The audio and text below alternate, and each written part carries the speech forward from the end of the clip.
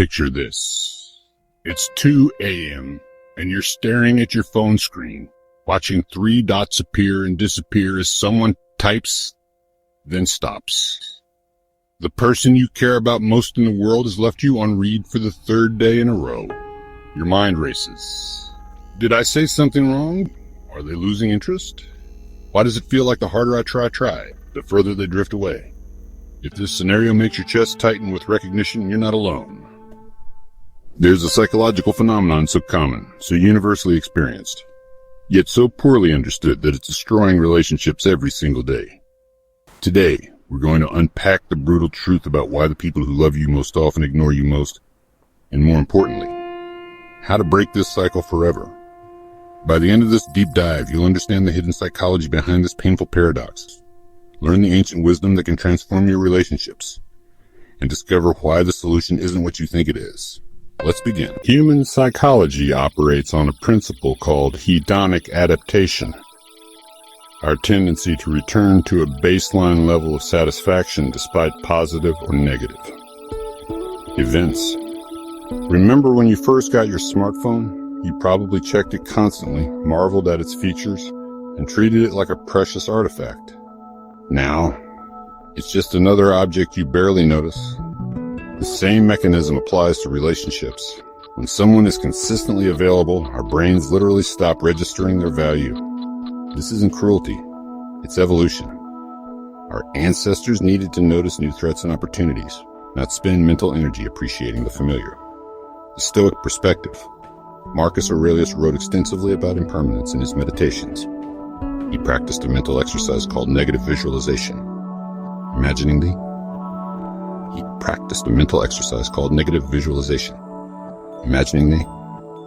loss of what he valued most. This wasn't pessimism. It was a deliberate practice to maintain gratitude and awareness. When you truly internalize that everyone in your life could be gone tomorrow, you stop taking their presence for granted. Real-world application. Try this exercise tonight. Before you sleep, imagine receiving news that someone you love won't be in your life anymore. Notice how this shifts your perspective. This isn't morbid thinking, it's clarity. Dr. Gary Chapman's research on love languages reveals a fundamental truth. We give love in the language we want to receive it, not necessarily in the language others need to hear it. But there's a deeper layer most people miss. Consider Sarah, who grew up with parents who never said "I love you" but worked 3 jobs to pay for her education. Her love language became acts of service. She shows love by doing, not saying. When Sarah's partner craves verbal affirmation, her silence isn't rejection. It's her deepest form of love expressed in a language they don't understand, the neuroscience. Brain imaging studies show that people process love differently based on their attachment styles formed in early childhood. Secure attachment. About 60% of people craves consistent connection. Avoidant attachment, 25%, often shows love through independence and space. Anxious attachment, 15%, seeks constant reassurance. The Stoic lens. Epictetus taught that we suffer not from events themselves, but from our judgments about events.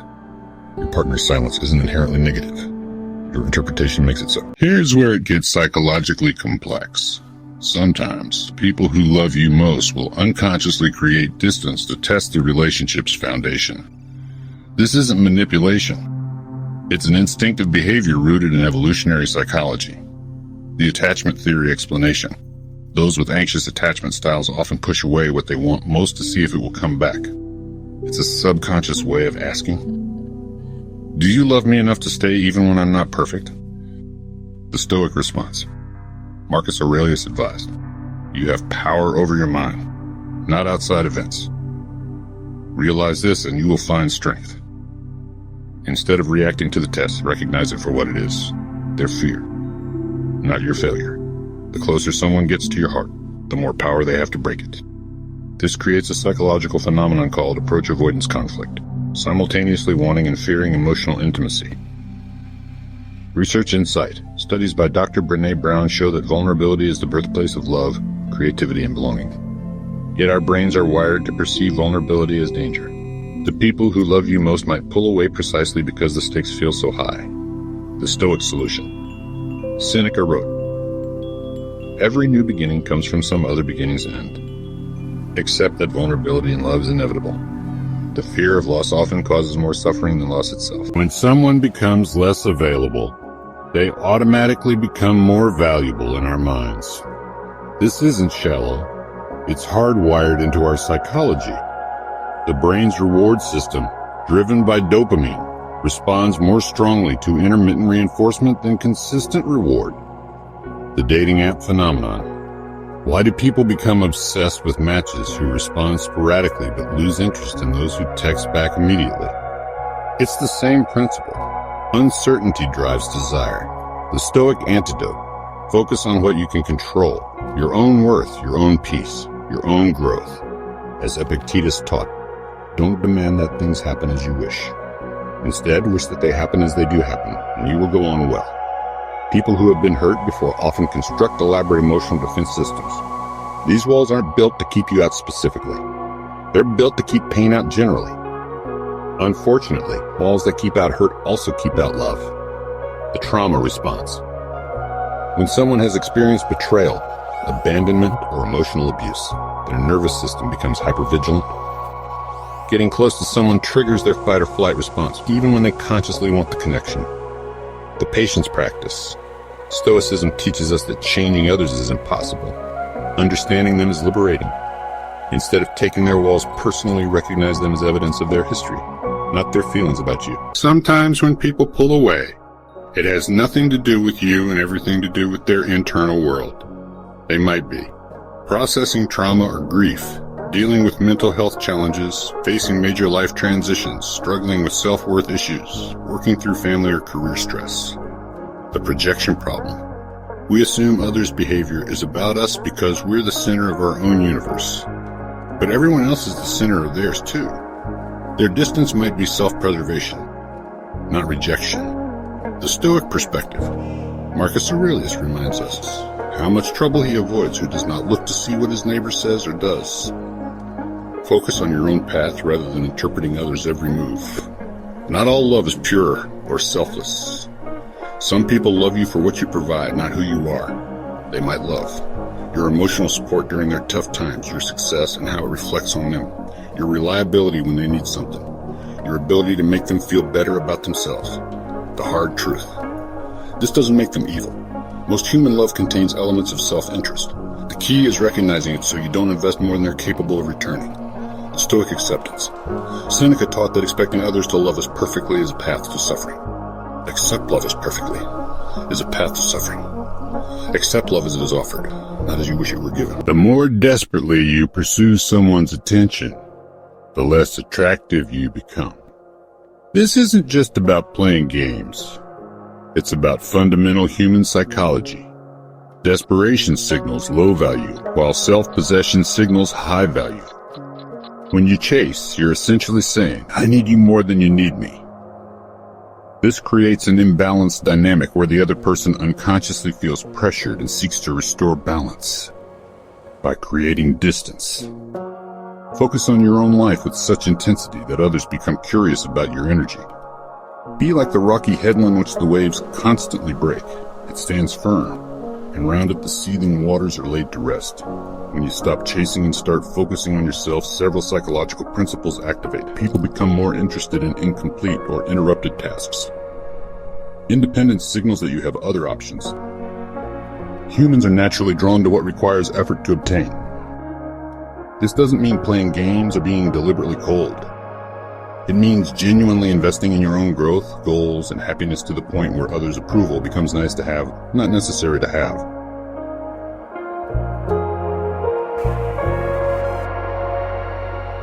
Not necessary to have. The most powerful transformation happens when you stop seeking external validation and start generating internal worth. This isn't selfishness. It's psychological health. When you have a strong sense of self-worth, your brain produces different neurochemical patterns. You're less reactive to rejection, more resilient to disappointment, and more attractive to healthy relationships. Epictetus taught that our opinions about events, not the events themselves, determine our emotional state. When your self-worth is internally generated, others' behavior loses its power to destabilize you. When you truly love yourself, you set boundaries naturally.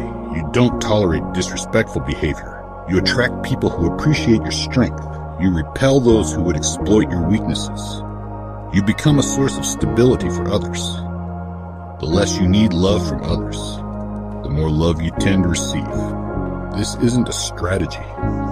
It's a natural consequence of emotional health. Morning reflection questions. What am I trying to control today that's actually outside my control? How can I show up as my best self regardless of others' responses? What would I do today if I knew I was already enough?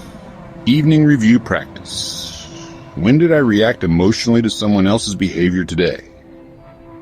What could I have done differently from a place of strength rather than neediness? How did I honor my own worth today? The 30-day challenge. For the next month, practice this.